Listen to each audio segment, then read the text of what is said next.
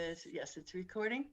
Okay, well, I am so pleased and happy and grateful that Stephanie agreed to talk to us this evening. She is a truly wonderful expert on this subject. She's given a lot of thought to it, and so we have a lot to look forward to tonight. By the way, she has written a book which is called The Art of Musical of 18th Century Musical Phrasing, Punctuating the Classical Period, which she wrote and was published in 2008, which is available. So, Stephanie, thank you so much, and let's hear you. All right, I'm really honored to be invited to talk, and I just want to express my gratitude to Debbie for creating this extraordinary group where we can share our ideas and experiences and keep up with each other. It's a real sense of community, and so thank you, Debbie. Um, and Debbie asked me to make sure that I define what historically informed performance is and performance practice. And actually, as we were talking about this, she did it really beautifully. So I'm just going to kind of steal from her. Uh, Basically, performance practice is the way that we play today. Our conventions of sound production and also what we do when we see it written down. So it's a little bit tied to notation. If that's the notation, what is it that we think we're supposed to do? So historical performance practice really is using the tools of history to figure out what they meant when those notes were written.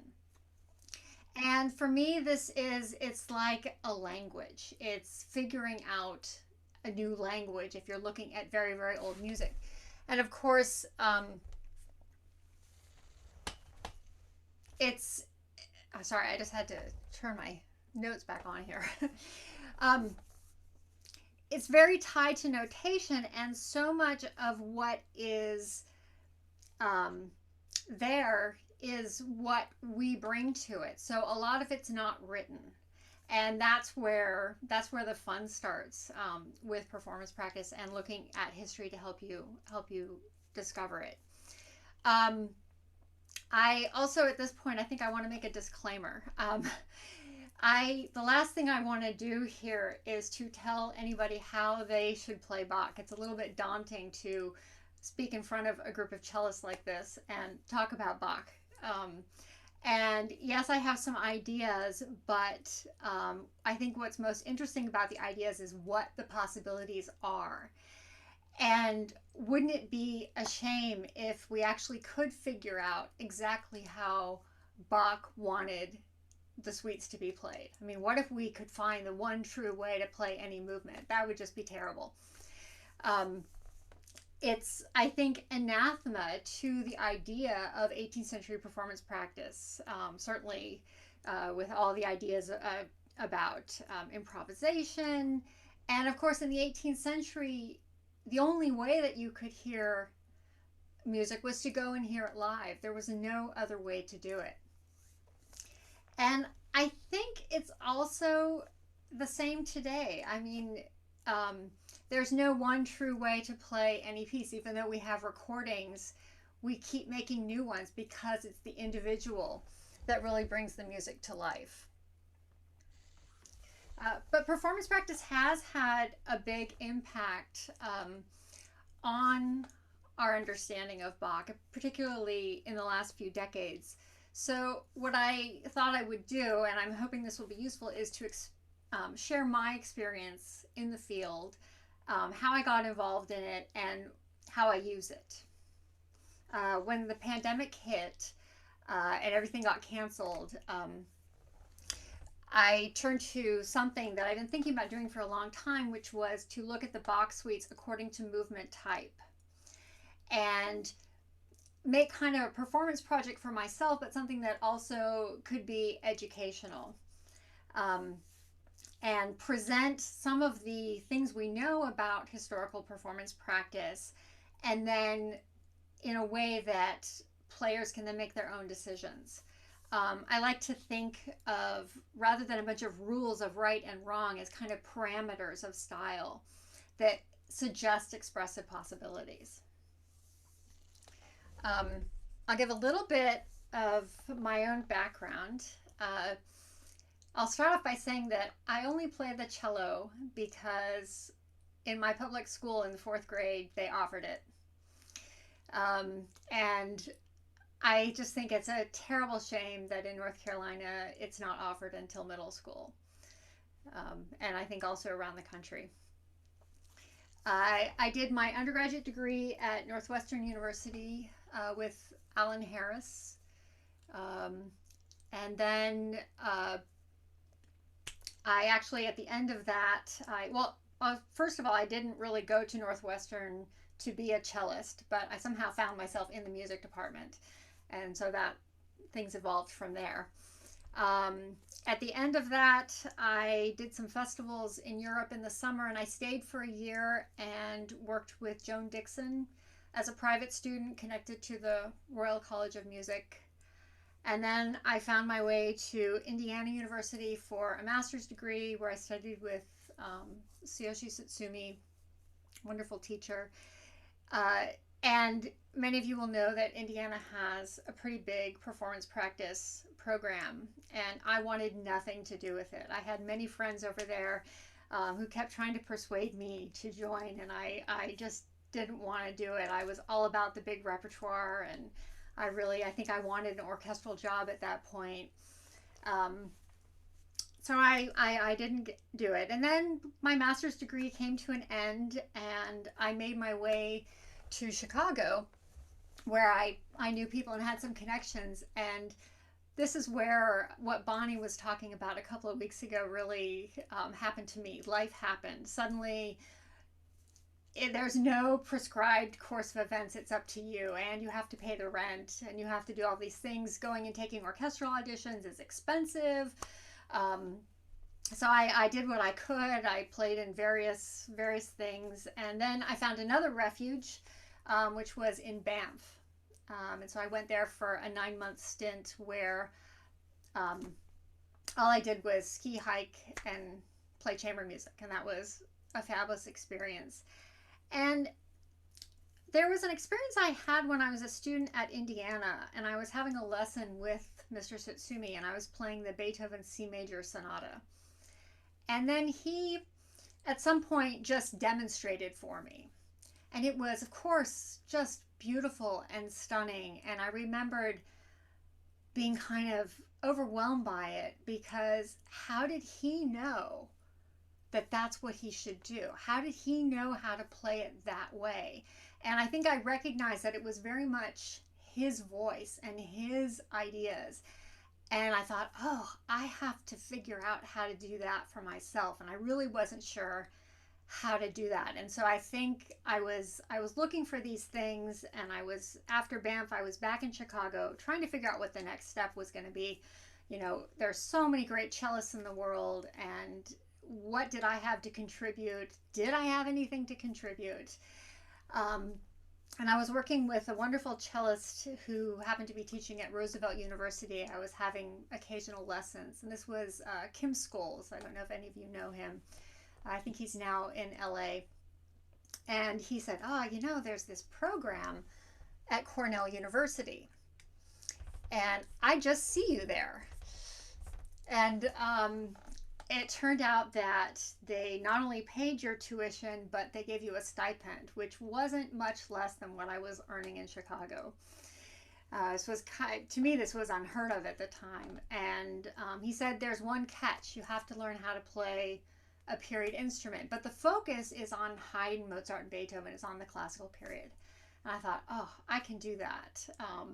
And so I went, really not knowing what I was getting myself into. And it's one of those situations where I didn't know that's what I was looking for, but it kind of found me. And if you had told me at that point that it would lead to me writing a book, I would have told you that you were absolutely insane. But it was a wonderful place, and there were only about 6 or 7 of us each year as graduate students, and that included musicologists, composers, and performers. So there were only 2 performers, myself and another forte pianist, and I played a lot of sonatas, Beethoven and Mendelssohn, and I played some Schubert and some Brahms, and all with different forte pianos that the department has. So it was really an extraordinary experience. And that was where I got to study with the wonderful John Shu, who some of you may have had some encounters with in North Carolina because he retired here and he died a couple of years ago. And I really am indebted to him because he gave me the answer to that question that I had experienced in my lesson, was how to find my own voice. I didn't really have cello lessons with him. I really had music lessons. Um, and he showed me how I could use information about, understanding what the notation was telling me to really find my own voice. And for him, it was never about the instrument. It was always much bigger than the instrument. So I've been involved now with historical performance practice for almost 25 years, which is hard to believe. I feel like I'm always still learning new things and rethinking things that I thought I knew.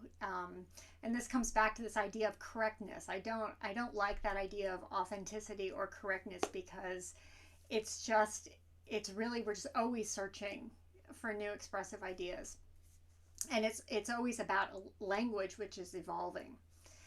Um, I've been working with a group called the Vivaldi Project. And the last 5 years, we've been concentrating on the huge repertoire of classical string trios. And I think most of us didn't realize that there was a huge repertoire, but there are more than 2,000 string trios written 1750 to 1800. And many of them are really, really wonderful pieces. And with my colleague, violinist Elizabeth Field, we developed an institute for early music on modern instruments. And we do work at different universities as guests. And we also had for a while, about 6 or 7 years running, an institute that lasted 4 days for professional players who really have no intention of playing a period instrument but want access to this information. And that's always been really rewarding. And we tend to talk about Baroque players and modern players. And I think that's really sort of ridiculous because we're all modern players living in modern times. And performance practice, which now has a pretty long history itself, its own performance practice history, is as much a modern style as anything else. And it's also a movement that's become fairly mainstream now. It's hard to avoid hearing performances on period instruments and YouTube videos. But even as this has happened, I think there's still a pretty wide gulf between the players who play period instruments and the players who don't. And on one side, I've witnessed this myself. Players on period instruments can be a little bit judgmental and a little bit disdainful of those who don't play. They don't know.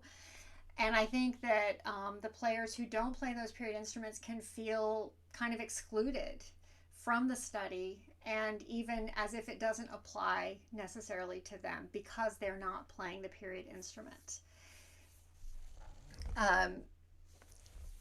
And I think there also could be the sense that it is all about the instrument, that if you pick up an instrument, it will teach you what you need to know. And then also that somehow it's kind of like playing by subtraction, that we take away things when we play in an older style, like vibrato, like sustaining our sound. And the irony of that last one is that I feel like it was when I started working with a Baroque bow and really using perfect arm weight, because with the Baroque bow, if you don't use perfect arm weight, you get an absolutely atrocious sound. That's what taught me how to develop a better legato playing, that really separate note legato playing I learned from Baroque playing. And I think we all know what happens when you're sitting in an orchestra and the conductor says, okay, no vibrato, nobody's allowed to vibrate. And we all feel really uncomfortable. We get tense and stop doing anything expressive because the only thing we can think about is that we're not vibrating. And I like to make an analogy here that it's like, say you're a French chef and you want to learn the secrets to Chinese cooking. And someone tells you, well, no dairy. They don't use any dairy in Chinese cooking. So you say, okay, you take out all the dairy of your cooking. So now all you've done is you've completely ruined your own cuisine and you're not even one step closer to good Chinese cooking. So to me, this is not historical performance practice. And I think if I convey anything tonight, I hope it's that this is a really deep and broad and fluid study. So we were talking about notation because one of the biggest issues is that the only way we have a record of this old music of Bach that's now 300 years old is in written form. In the case of Bach, we have the 4 manuscripts and we're poring over them. None of them are in his own hand. We're trying to figure out what he wrote. And here I'm going to do another food analogy. I like to say that the piece of music, the score with the notes written on it, is no more a performance than a recipe is something that you can eat. If you're a clever cook, you can imagine what the food might taste like. You can maybe even conjure up a smell. You can see what the important ingredients are. And so you say, okay, I'm going to bring them out. Maybe if you're a really good cook, you'll say, oh, I'm going to add more of that. Or you might embellish it in other ways and actually create something that's quite different but is based on that. At the same token, you might say, oh, it calls for a cup of that. And you don't realize, because it's an old recipe, that the cup is a completely different measurement from what you have. And you make the recipe and it tastes terrible. And you think, oh, well, that's a terrible recipe. I'm not going to do that one again. And I could probably go further with this than I should, so I'll stop that analogy now. But so performance practice is about looking at historical records and trying to find concrete information, trying to look at what, if we're looking at Bach, what he might have heard and the instrument he would have played. And it is about discovering facts, but in the end, the instrument doesn't play the music. The notes on the page don't play the music. It's always an individual. And that individual has to make it relevant today as well. Now, all of that said, I think the relationship between performance practice and Bach is particularly difficult. In the institute that Liz and I ran, we actually had a rule that you weren't allowed to talk about Bach until about the 4th day at least, or not at all. Because in a way, Bach is the exception to the rule in the Baroque period. I mean, he's more unlike any other Baroque composer than the example of what you want to use for Baroque music. And the suites especially are so deeply personal to us, and we have such a long history with them. We start learning them when we're children, and then it's this lifelong project that we never finish. And they're in our ears, and we've heard recordings, and it's really, really hard to apply new ideas to something that's so ingrained and so kind of important, and we have a lot invested in how we feel about them. And then you add to this the fact that if you play it at all technically well, with good intentions, it's going to sound good. And if you add to that really extraordinary artistry, it's going to be great. And I actually have a video that I want to share with you, which I think I'll just play a little bit of it that illustrates this. Let's see if I can do this. This is Alicia Weilerstein. And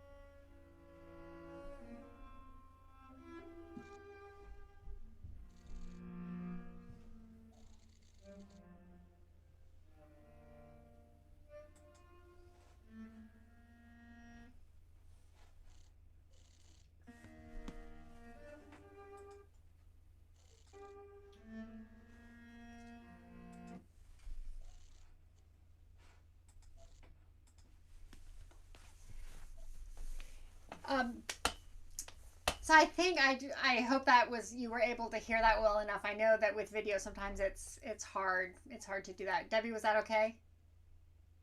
Okay. Um, anyway, for me, this is kind of the issue. On the one level, from a historical performance practice standpoint, there's very little there that is historical, from tempo to um, the way she's sustaining phrasing, articulation. I mean, I could go through the whole list. On the other hand, she's doing so much that's right. Here she is. She's on a huge concert hall stage. She's got a full orchestra behind her. She's in a big concert hall, and she's taken the sarabande and she's turned it into something that fits into that environment, and it's stunning, beautiful playing. There's no question. It absolutely works. And honestly, I think if you put a Baroque cello in that context, I don't think it would sound very good. So, also from a performance practice standpoint, even in a historical one, she's doing the right thing because she's working with her environment and making it work. So it kind of begs the question, well, why bother with Bach if playing it that way, which is so opposite anything historical performance practice is teaching us, why bother? And I think some people feel, well, I don't want to bother, and that's there's a validity to that, especially if that's the way in the environment in which you're going to play. At the same time, the historical information is there, and as good students, there is some obligation to learn it and then make decisions from there whether or not you want to use it. I think we have an obligation to our students, to expose them to it. And again, um, there may be things that she's doing that, even though they're wonderful, if she did something else, there would be different expressive possibilities.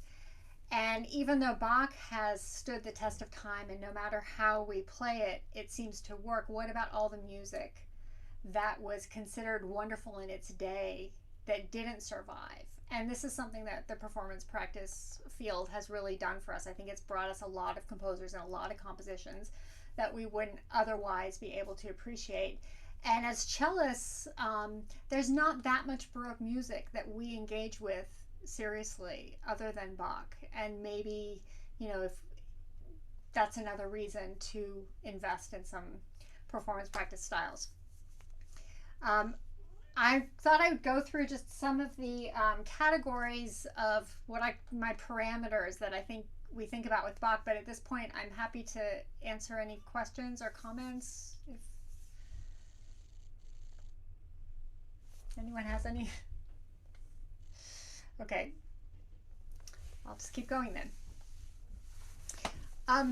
So let's talk about the instrument itself. There's a lot of variety in what a Baroque cello is and how it's played, probably more than we're really comfortable with. At least I'm comfortable with. But I think the main difference between the two is one of resonance versus projection. And it's not that the Baroque cello can't project or that the modern cello doesn't have resonance, but it's kind of a scale. And so I imagine if I had a Baroque cello over here, maybe a gamba as well, which is coexisted with the Baroque cello, but even had even more dependent on resonance. And we have the modern cello over here, and we have maybe an electric cello over here. It's not a progression getting better and better of improvement, but more of aesthetic change. So every step down the line, you gain one thing, but you lose something else. And certainly, if you have a Baroque cello sounding beautiful in a resonant hall in a nobleman's house, you don't want to hear the electric cello in that environment. Just in the same way that the Baroque cello really doesn't work very well on the concert hall stage, like Alicia Weilerstein was playing in. So a lot about what playing in a historical style is about finding that resonance, how we release sound into the air, and the room becomes the other part of your instrument. Now, the great thing about the modern cello is that, or string instruments in general, is that the old instrument is still there in our modern instrument. And this is completely different from the piano or a woodwind instrument or a brass instrument, where they actually threw out the old instrument in order to create the new one. Many of us are actually playing old instruments that have had modern things happen to them. Um, Changing the the angle of the neck, adding an end pin, lengthening the fingerboard, different strings, but that old instrument, that voice is still there. And I think that gives us a lot of freedom to find that in the modern cello itself. So specifically looking at Bach, and what Bach's cello was, um, I think a good place to start is I have kind of a quote from Mark von Schiavik, and Brent will tell me later if I pronounce that correctly. Um, and he's written a wonderful article from 2010 about what the Baroque cello might have been like and what this means for us playing Bach. And I'm happy to put that information up. And he's at some point in the article, he basically says that trying to find the one and only ideal instrument that Bach would have known for all of the suites is basically futile. So we have at play, we have the Baroque cello as we know it, um, likely without an end pin, though even that is debatable. There are certainly evidence that Baroque cellists would find boxes or beer barrels or a chair to use. Um, and also at play is the five-string instrument, obviously, and I have one here which I'll talk about in a little bit. Um, the question is, what size was it? Was it a violoncello piccolo like Bach designates in the cantata? Some people think that it might have been more of a standardized size five-string cello because Bach was very specific about how he designated um, his instruments, and if he had meant piccolo, it would have shown up in one of the manuscripts. Um, and then there's the one, and Debbie, if you could put up the picture of the Da Spalla cello. There's this instrument, the cello da Spalla, that's played on the shoulder. And I think this is the one that makes many of us very uncomfortable, the idea that this could be the cello that Bach wrote his suites for. There is enough historical evidence to suggest that this was a fairly common way for the instrument to be played. And Brent has actually written quite a bit about this. Maybe he'll say something a little bit about it. But we can't dismiss it as a possibility. What size that instrument was, I think, is open to debate.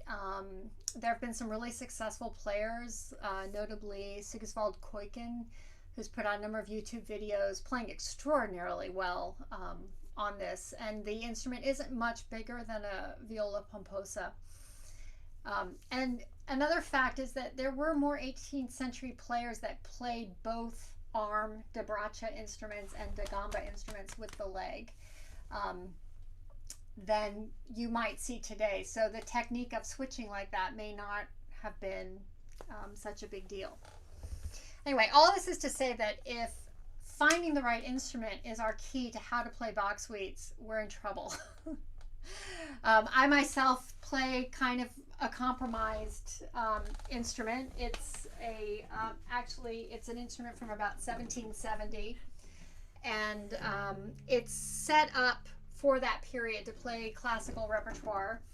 I'll demonstrate it a little bit, and it is closer certainly to earlier Baroque instruments that I've played than my modern instrument, but it's not absolutely ideal.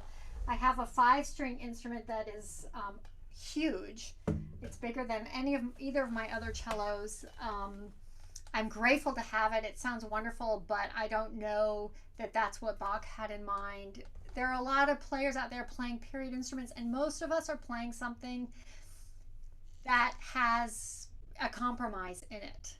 So it's the idea that not only that we can find out how to play Bach's music, but we can't even figure out exactly what his instrument was. That said, we can learn a lot from them. Um, One of the things that I think deserves a lot of looking at is the bow. And I have here, this is my Baroque bow. There are very few really early Baroque cello bows that survive. In fact, I think very early ones there aren't any. Um, and you'll notice that there's not a lot of camber in this. You have this pike's head peak tip, and we tend to hold it a little bit up, and so that you're ending up playing kind of where the hand is, and you really have this wonderful feeling of arm weight with the instrument. You can really, it's almost like the fingers are playing the strings. The bow just happens to be there. There's no ferrule on the hair, so the hair just doesn't have that tight spread feeling to it. This bow is actually a little bit tighter than I like it. It's a clip-in, so I can't loosen it. Usually I like it a little looser, and I put leathers in order to tighten it. The Baroque bow, I feel like when it sort of wraps itself around the strings, it kind of caresses them as it goes, which has a different feeling to it. But there's a lot of evidence to suggest that actually Bach's suites might have been played underhand. And if you think about it, so the Vials, the predecessors of the cello, play. They come with this history, so it stands to reason that the early cellos might have used this same grip. Now, the overhand grip, my most natural strong gesture is from the top of the instrument to the bottom of the instrument, and a down bow. Now, the equivalent on the violin, my strongest, most easiest, most comfortable gesture is from, as I said, from the top strings to the bottom strings. On the violin, it's going to be from the bottom strings to the top strings. That's the strong down bow. So it's actually the opposite. If I hold it from an underhand grip, all of a sudden my most comfortable strong gesture is from the bottom strings to the top strings, like the violin. So there's really no equivalent with an overhand gesture of making the bottom to the top be the same as it is on the violin. I think this is a good argument for when those violinists tell us that they want us to use their bowings, why we don't always have to. But I think it also has a lot of implications for the cello. So it seems like bowing was kind of standardized with an overhand grip around 1740 with the publication of Michel Corret's treatise. And he basically imitates violin bowings, especially French bowings. And that carries forward from that time. But we don't really know what was going on beforehand. We don't have a lot of information. And certainly the overhand bow didn't come out of nowhere. Michel Corret didn't suddenly say, now we're playing it this way. So likely there were overhanded bowings happening earlier. But it's equally likely that there was playing coming underhand. If you think about the suites, there are an awful lot of places where we suddenly find ourselves on the bottom, and we want to quickly get back to the top, and that movement just isn't so comfortable. I'm thinking this courant of the third suite.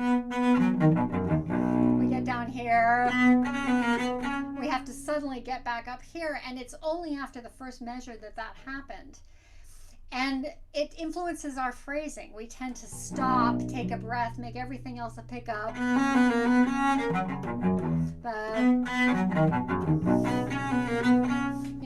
To be able to do that, it's difficult. And I think the most famous one would be the fourth suite, right? We all know that. This is repeatedly awkward, and in fact we change our direction so that after that first E flat, everything becomes a pickup to the next downbeat. if you, I've actually had to really wrestle with this. The fact that it is not practical for me to learn how to play the suites at a performance level with an underhanded bow, because I really feel like I should do it, but I have decided that that's just not practical. But even just to experiment it with, you get a whole different feeling. And it's interesting to think, what is it about cello music from this period? How is this wrestled with? There's another treatise later, Tillier, from about 1775, and here you start to see he's suggesting,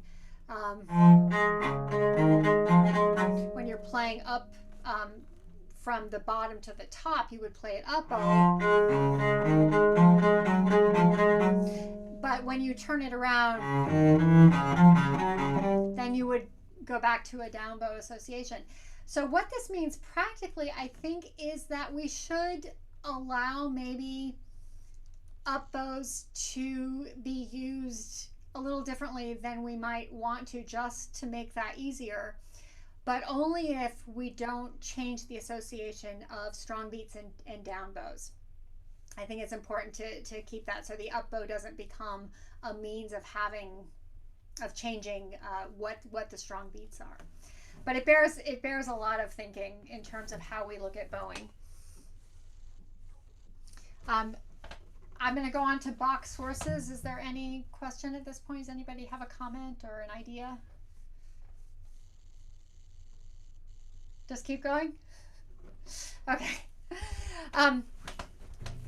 Okay, so my next sort of issue is the Bach sources. So I gave myself a Christmas present this year. There's a new edition of Bach out. It's 2 volumes. It's very expensive, but I think well worth it. And what it does is it lays out all 4 manuscripts for, sort of 4 bars at a time. I don't know what page I've opened up here. All 4, let's try a different one. Yeah, all 4 manuscripts with the first edition at the bottom. So here you have Anna Magdalena's manuscript, and then you have, which we generally accept as sort of the most authentic one because of her proximity to Bach, and it's also fairly legible. You can actually read from it. Then we have another contemporary copy by Johann Peter Kellner. It's not as easy to read. It tends to be quite sloppy with regard to articulation, and but it often corrects some of her mistakes. Then we have the 2 later 18th century editions, and then we have the very first published edition, which is quite a bit later. And it just lays it all out for you. The edition's not so much a new edition, but a collection of sources. And it's the other one has a modern edition and interpretation of the 4.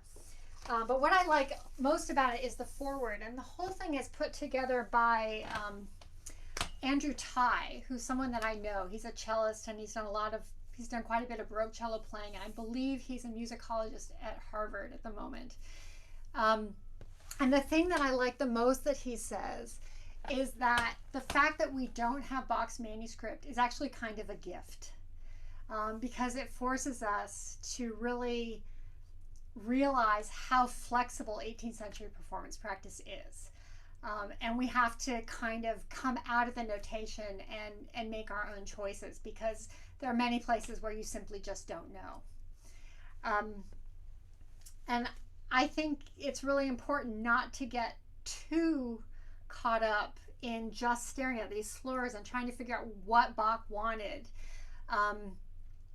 because a slur is just an element of notation, and it's going to be used in a variety of ways. This is a feature of both written language and musical language, which is that the notation necessarily has to come to a kind of happy medium of that which is written and that which isn't written. And so often you're going to have a minimum number of symbols that actually take on different roles depending on their context. And so a slur can be the same thing. when you have an absence of slurs, like say in the first prelude in G, the G major prelude after the fermata, it's really getting the cello resonating. And then maybe afterwards, then the slurs there tend to quieten the cello. So those slurs have a function there. Sometimes, like if you see lots of little slurs, they can even have kind of a rhythmic quality. Maybe there's it's more of a rhythmic articulation than anything else. And also I think there are some slurs that are worth losing sleep over more than others. um, they can be really nuanced and change the way we say things, but we don't always have to say everything the same way.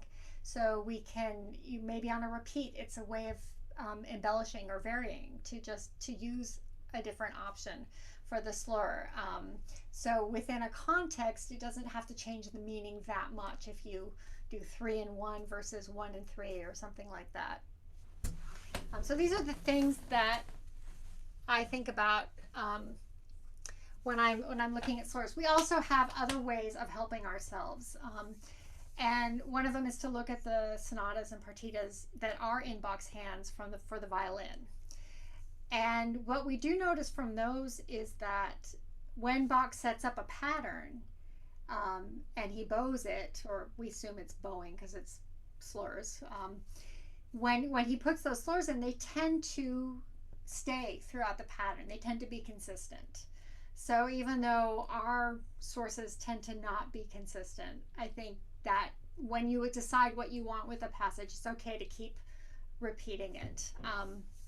Another source is to look at his other compositions that are in his hand. So if you're trying to figure out how to bow a jig, is it 2 plus 1 or 1 plus 2 or all three bowed? What does he do in his other jigs? You can get ideas from that.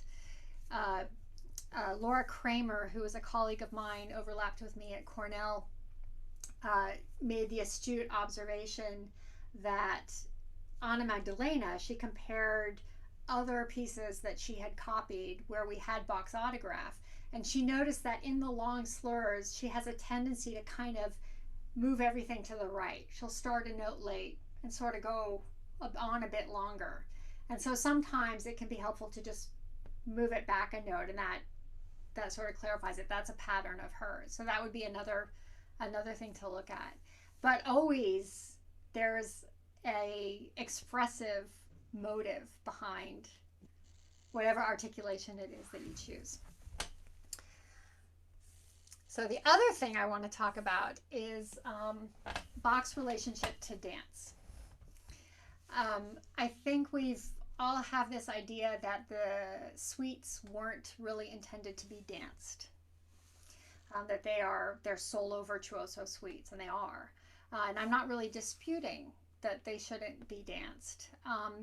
But what did Bach mean then when he gave them all dance titles? Why did he write a dance suite? What amount of dance has to be in there? And it's very easy to kind of give this just a little bit of lip service. Oh yes, it must be danceable, but what does that really mean?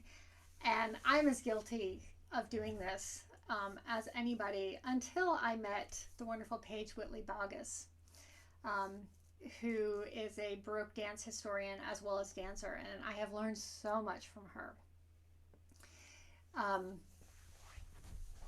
I've been looking through Bach biographies, and I've been a little bit shocked at how little mention there is, the big Bach biographies, how little mention there is of dance or dancers. Dance is only talked about in terms of as a title for a movement form to be analyzed. However, there is a book by Meredith Little and Natalie Jen called Dance and the Music of J.S. Bach, and this is well worth having. And I'll just note that it's written by 2 women, and most of the biographies are written by men, and that's all I'll say about that. But I think you can you can get this on Vital Source and download the book for about $10. And what it does is it goes through every dance type, talks about it as a dance or not a dance, and then lists every single composition that Bach wrote in that style with some kind of remark about it, including every single movement from the cello suites. And it's invaluable resource. Um, the other really important thing that they make clear is that Bach would have known um, dance. He had friendships with at least three dancers, both French and German. And particularly when he was a student in Lüneburg, he would have probably gone and even maybe played with French musicians who were at the Dukedom of Cello right nearby. And it was almost like a little miniature Versailles where there was opera and an orchestra. Again, all French musicians. He probably had a good look at French bowing styles that were inherited from Lully. Um, and he would have known the tempos of the dances and what they looked like to be danced. So that makes me think that at least it's a worthwhile um, experiment to say, well, okay, maybe they're not meant to be danced, but what happens if they are danced? And then from there, I can make some choices. Now, it is true that not all of the movements in the suites do have a dance association that have dance titles. So, for instance, the Allemande really is almost more closely related to the prelude. It's the least, I think, dance like. It's still seeking out harmonies. There's a musical dictionary from about 1730 that likens the Allemande to kind of a rhetorical proposition out of which the remaining movements flow. Um, and so that I have played the Allemande with Paige dancing, and what she felt from it and from digging herself was that the most closely associated dance from quite a while ago, by the time these dances are being written, that association is really long gone, that it was kind of like a pavane almost, a very formal, courtly way of walking. And she can do that when you play an allemande, and it works quite well. So there's something dance-like about it, but yet it's it's this rhetorical proposition. Um, the courant also, most of the courants are courantes. And again, based on an older dance from the late 16th, early 17th century, very popular in Italy and England, but not necessarily being danced at the time that Bach was writing them, and that they were kind of conventional solo compositions. However, the fifth suite has a true French courant in it with that can easily be danced, and in fact, it's a very, very slow dance, slower than the sarabande. The sarabande I'll get to in a minute, but that one has been a real revelation to me. It is not nearly as slow as we think it is. And I'm going to play, actually, I'll play a video in 1 second. The gavotte, the voret, the minuet, all can be danced. And then the giga, again, is, except for the fifth suite, which has a true French gigue in it, most of those jigs are giga that don't have known choreographies. But I think with those, we can all kind of imagine dancing to them. It's not hard to maintain a kind of dancing feel with those. So back to the sarabande. I thought as a contrast to the wonderful performance by Alicia Weilerstein.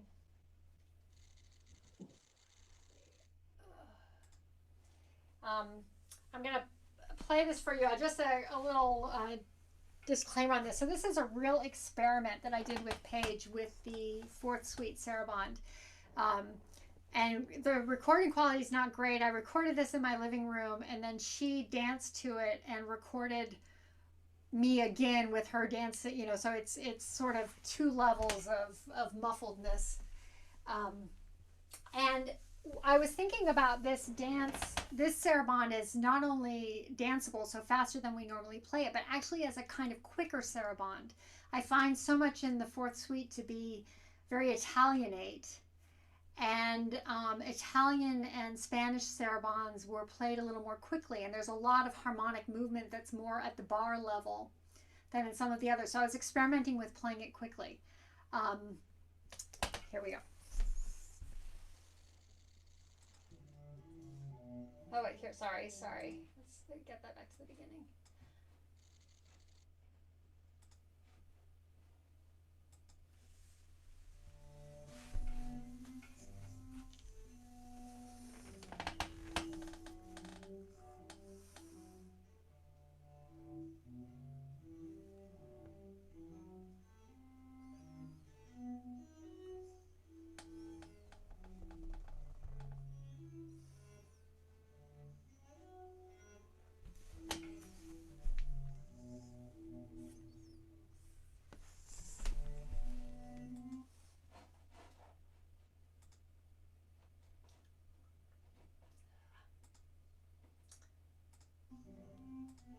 Ah,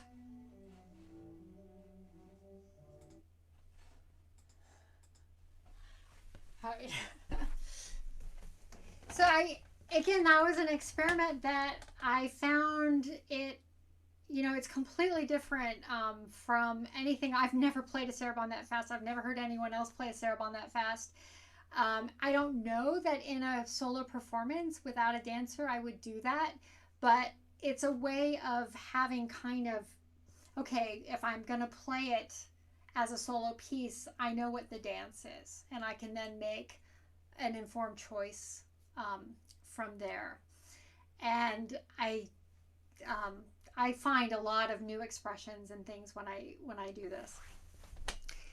Um, so I don't know, Debbie. Should I stop now? I have a couple of other things, or I'm happy to take questions. Or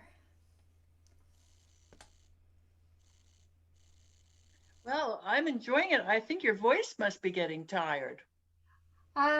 maybe. I don't know. I have the only other area that I think I really would like to discuss a little bit is phrasing. But I'm also happy if I've been talking too long. I'm happy to stop. I don't think you're talking too long at all, Okay. but I know it's difficult to keep it up at the pace that you're going. Am I going too quickly? No, Okay. But I very really am interesting. happy to take any questions or comments at this point. Do you also have the other Baron Writer edition that has the five um, component parts, the five editions I do earlier? not. Is it the similar to that as that I? Yes, it's exactly the same color. It's a set of five plus a text edition plus their sort of compilation of what they make out of it. And so in their compilation, which is their performing part of it, they have, let's say, a place that they come to where there's disagreement in the various five editions, and they have footnotes about Kellner says this, the French edition says that. Right. I like this new edition though because it just puts it there and then you can decide Right. for yourself. And Andrew in his preface he really said that I didn't want to make another edition. We have I don't know hundreds of editions of the Bach Cello Suites, That's true. and he said I didn't want to make another edition. I kind of wanted to let the sources speak for themselves. Could you say Um, something else about resonance? I mean, res- I certainly understand the word, but I'm not sure sure. how you mean it. Um, well, so I think that um, to play to project our sound, we think of the sound being the amount of time that the bow spends on the string. And to really send that note into the room by sustaining it. And I think a lot of Baroque playing, we want to think about not only the amount of time that the bow spends on the string, but the way that we release the sound into the room. So the release of the note becomes as important as the beginning of the note, and the follow through with the arm. And because there's a decay, a natural kind of built-in decay, not that I can't sustain on this, I certainly can, but that I'm always looking to let the note ring into the room. May I contribute a Yes, remark please. to that? Yeah. Just because, thank you, Stephanie. This was wonderfully presented and organized. Just to add to that, I remember when I had some Baroque cello lessons with Honor Belsma many years ago.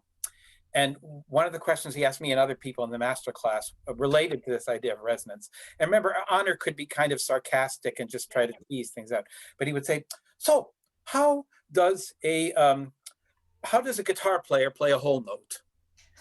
And he would say, well, of course, they pluck the note and then it rings for 4 counts. So it's still music as long as you can hear it. If it's ringing and you can hear it, it's music. And he says, we cellists don't like to do that. We think it's only music if the bow is making the sound at that moment. But he said the bow did make the sound. It stroked the string. If you can hear it, it's music. And so that's another way of looking at what you're saying with resonance. Right. The length of the note isn't the amount of time that it spends on the string. And you decide how much of it is going to be resonant room. And you when you do that, I think part of the reason we like vibrato so much on the modern cello is that if you are sustaining the sound, you need to beautify it. You need to give it resonance while you're holding the string, and I think the vibrato helps to do that. Not that we don't use vibrato in Baroque playing, we do. Other questions, comments?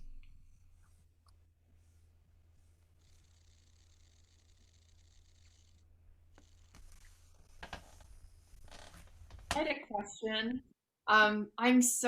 Stephanie, thank you so much. This is so wonderful. I'm so interested in the underhanded bowing.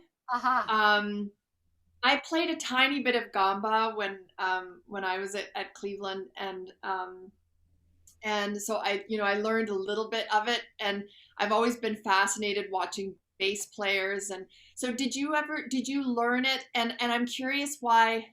I mean, you obviously can do it. I can't, no. Well, actually, I'm glad you brought up bass playing, because I think it's really fascinating to look at the history of the bass bow, because they're in the same boat with us.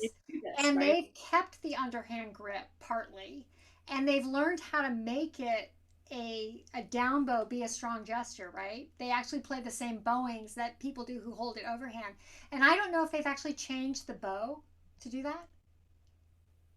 I mean, I don't know if the bow is made differently in order to accommodate that, but they do it. And I don't think maybe the frog is, though. Maybe, yeah. But anyway, they match the other players and hold it differently.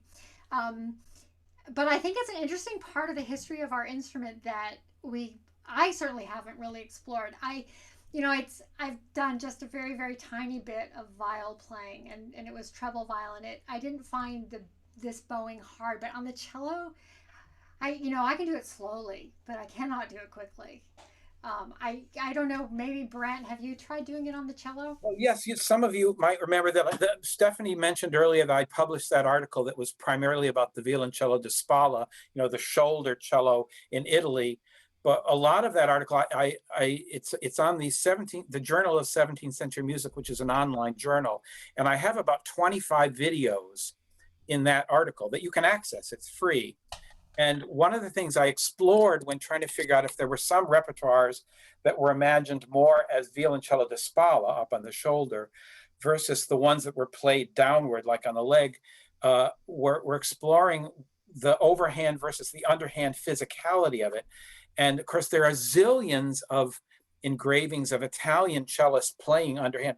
And I actually recorded on that article, if any of you want to look it up, about 5 or 6 of the Gabrielli and Giacchini early, some of those unaccompanied Gabrielli Ricercars playing them with an underhand bow hold, which I postulate might have been the way they were most often played. Again, just like you, Stephanie, Right. what I've come to is that there was not one correct way of doing it. That these were people experimenting with a relatively new instrument, trying to figure out what can I do to play it well.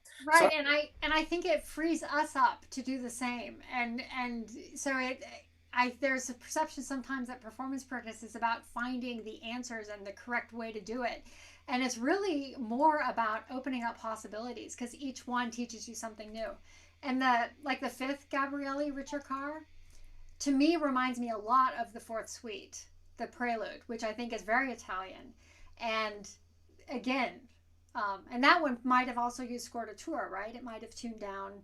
All of those might have been tuned down. I'm sure they did, because some of the chords you can only play in the same tuning as the fifth suite, and Right. yet it's not as they didn't think of it as a scordatura because they didn't write it in hand grip notation.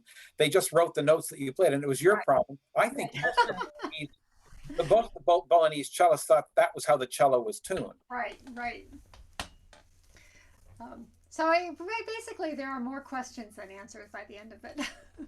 Well, I'm really excited by that particular. I mean, I just it's sort of really great. I never thought about that in the box.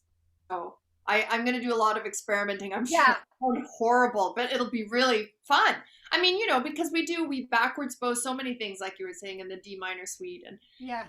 just depending on the string crossings, and so it just does sort of open up, that if you're not going to play underhand bow, you can at least like sort of feel more free to just really mix those things up a lot. Yeah, and I don't think that I've ever played the Prelude of the Fourth Suite quite to my liking, and I think I'm actually going to try it backwards and just see what comes out. I think it's easier. I think it's easier to play a strong up bow than it is to play a light down bow. I think that's the problem is making those down bows, especially the quick ones, light because it's so that can be difficult. I'll just say a little bit about phrasing, which is kind of my favorite topic, and Great. I did write a book on it. It's the single thing I think that has transformed my playing the most um, through my study of performance practice, and I really got this from John Chu.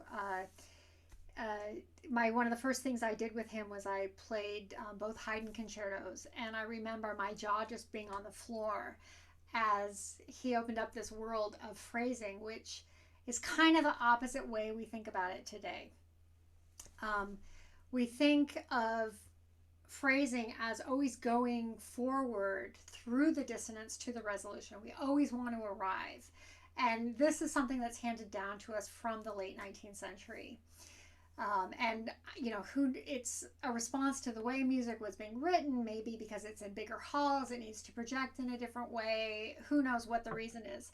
But the way phrasing is talked about in the 18th century is absolutely the opposite. And it's not that the music doesn't go forward, it does go forward, but it goes forward in a different way. So you tend to think about the movement from the downbeat. It's the downbeat that carries you forward. And you might even have a diminuendo at the end of the bar, but you would just be going forward in a different way with a more of a rhythmic, larger unit impulse. And very often you might, how especially in Bach, the arrival on the resolution is also the beginning of the next phrase, and so there's this happening all the time. And very often phrasing will actually stop with a sense of anticipation and then begin again anew on the resolution. And this to me is really about the way 18th century sentences in language are formed, so that you can imagine this really long 18th century sentence where you have, I don't know, a comma and another comma and then a semicolon, and then you have two more commas, then you have a colon, and then you have two more commas, and then maybe finally you get a period.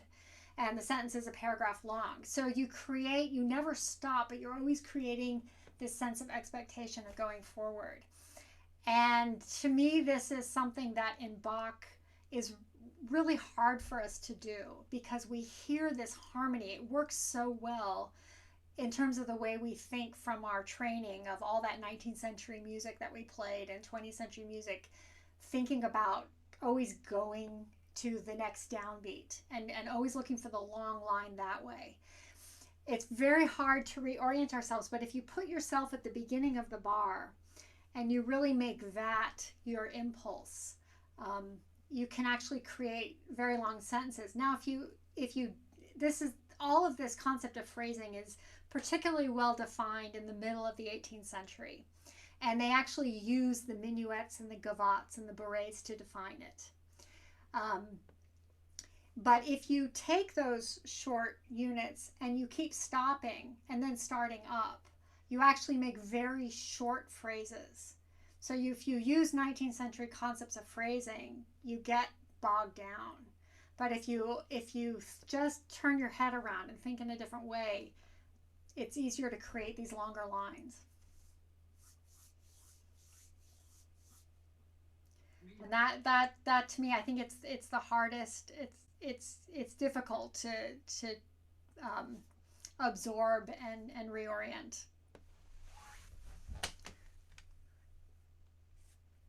Other questions for Stephanie? Comments? Jonathan, go Hi ahead. there. Thank you so much, Stephanie. This is just really so brilliant and well done. I'm very pleased to be here and very impressed by your presentation. Thank you so much. Could you demonstrate what you're talking about? With the phrasing? Yeah. Well, I think, maybe something like actually the fourth suite, instead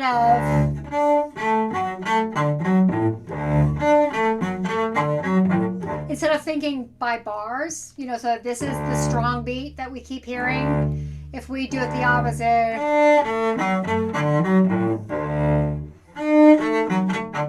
and that where you change it so that the second note is the pickup to the next bar, as opposed to that top being a result of the bottom. Another one is in the prelude of the C major suite. If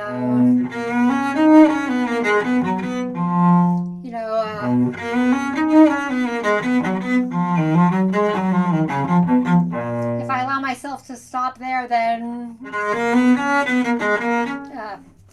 it's hard for me to just pull this out of but you have this sequence of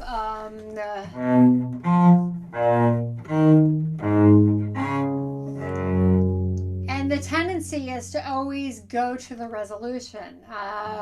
So in fact, we arrive there. We've arrived. Now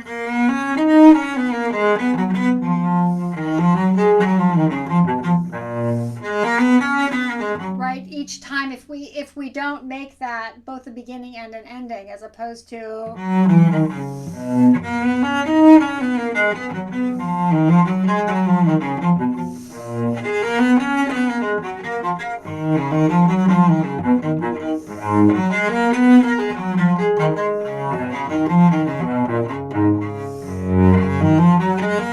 right, so even there I could have stopped. I could have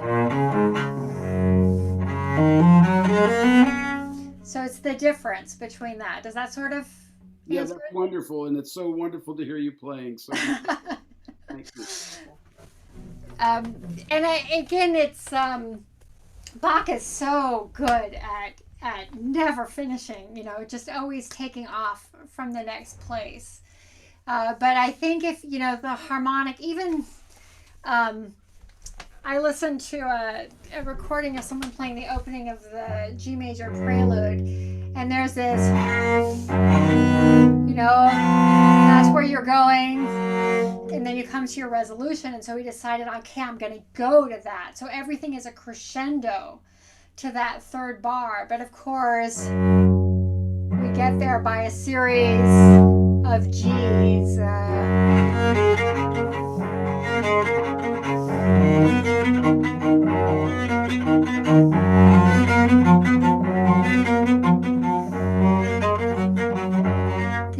That kind of thing. So it's taking larger bites of music to really always from the beginning of the gesture. There's a very much of a beginning of the bar, beginning of the gesture, larger bites of music that I think is part of this language. And going along with that is also our sense of intonation, which wasn't so good right there. But we think of intonation very differently as well. For us, with the piano tuned, E flat and D sharp are the same note, although we have kind of expressive intonation. D sharp is actually higher than E flat, which doesn't make at all sense with the enharmonic spelling because it's D, D sharp, E flat, E. E flat is actually higher than D sharp in temperaments. And this can kind of blow your mind. This blew my mind when I first learned about it. But it, because we always want those sharps to resolve. And that's part of, again, our heredity of the way we think about theory from the 19th century. And to think about it more linearly in terms of voice leading and looking for those pure intervals and those often low sharps can really change not only the intonation but the sense of urgency in certain cases. Not that dominant chords don't want to resolve, but it's just a different relationship. And I think the temperament of the cello too. One thing I've been really noticing lately is that if I tune a beautiful sixth from G to E, oh, it didn't work. Then that's out of tune. I have to kind of raise it to get it in tune. And I think that sometimes when you hear really amazing players who can just play anything, they whip off some huge concerto or some showpiece, and then they play Bach, and the intonation doesn't sound quite right. I think it's sometimes because they're using that more modern intonation, which works so well in that other music, but doesn't always translate as well. And I think it's why the intonation in Bach is so hard. Thank you.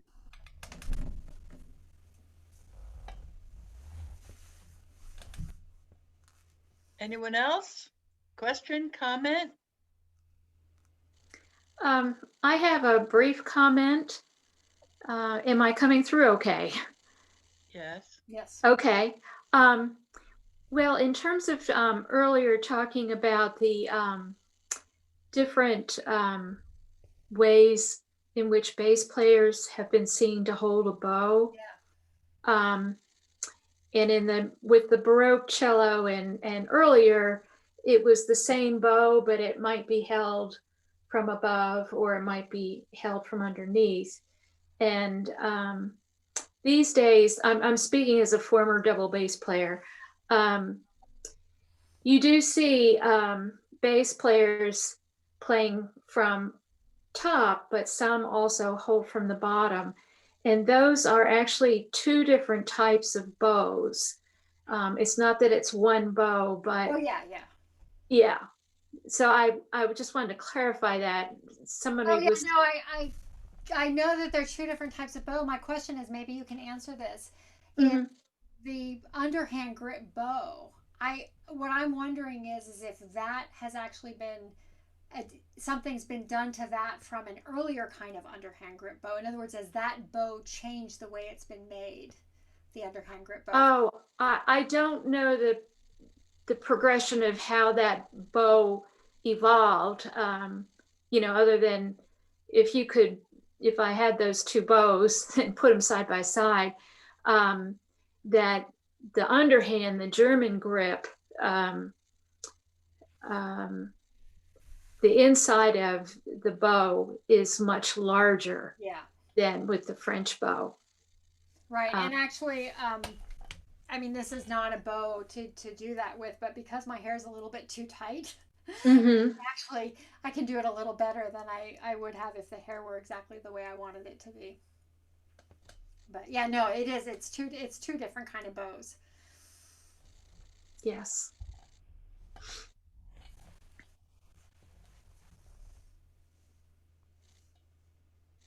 Well, I guess the time has come to give you all our thanks, Stephanie. Oh, my pleasure.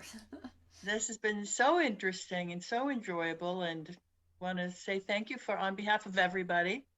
And do let us know when your next playing is. And I know you have all kinds of interesting projects coming up. I will do so, and I look forward to hearing what everyone else is doing as well. Oh, Uh, could I ask one question before Oh, we leave? yeah. Um, so for a newer player that's not quite new, maybe this player is has played for 10 years, but certainly not long. Would you recommend that player to get a Baroque bow? Ah, that's a really great question. You know, one thing I do think is important to remember is to stay true to your instrument, to play your instrument to the fullest. And it is, Baroque bow on a modern instrument is sort of a strange combination. Um, Baroque bow with steel strings. You can learn something from it, but your bow was made for your instrument and it is a complete, it works well together. And especially when you're learning, I think probably you can learn to do things with your modern bow. Um, Maybe it's, the Baroque bow at some point, or at least to try. But I think, one thing you can do is you can, I don't have my modern bow handy, but you can actually creep up a little bit on your modern bow. Just hold it a little bit higher. And you can learn a lot from doing that. That's pretty similar to a Baroque bow. I mean, there are a lot of Baroque bows out there. Some of them are good and some of them aren't. It's very hard to get your hands on it. A lot of them have quite a lot of camber and they kind of work a little bit like modern bows. So um, it's a tough question to answer. But I do believe that you honor the instrument you're playing and you find its voice. Even when you're trying to find the resonance that maybe is in there from the older instrument, you still want to play your modern instrument to its fullest. You don't want to play miniature music, um, where you feel like you're only playing part of the instrument. Um, and sometimes, Baroque bow, what it will do mostly for you is make you quieter. But I think there's a lot of technique in your modern bow that you, in fact, I mean, this is the um, precursor of our modern playing. So it's got the foundations of all the good playing that we have in us that we need to use as modern players. Um, but you're going to learn, I think you'll learn more using your cello with your modern bow than maybe going to a Baroque bow, particularly unless you have some good guidance from somebody. I don't know. Brent, how do you feel about that? Yeah, I agree with you, Stephanie, that I feel like a Baroque bow on a modern steel strung instrument sometimes gives a distorted picture of what the tool can do for you creatively. So, I mean, I always think if someone has an opportunity to spend a little bit of time on a gut strung cello with a Baroque bow, there are different kinds of learnings that can happen. And I agree with you that the instrument doesn't teach you everything, but sometimes what you're learning can coincide with things that the instrument can help you explore. But Yeah. I'm with you on that you want to make sure that you have a tool that works with you as you develop your ideas. Yeah, I mean, it's not to minimize the instrument. The instrument's extremely important. It teaches us huge amounts, but it's not the be all and end all. There's a lot more to think about. Well, then, I guess last but not least, I'd like to thank everybody for coming. And I especially want to thank Stephanie for such a wonderful evening. Thank you. And I'd also like to remind everyone that we'll have our next Cello Society event on March 7th. And that will be Tim Holly's second foray into the music of African American composers.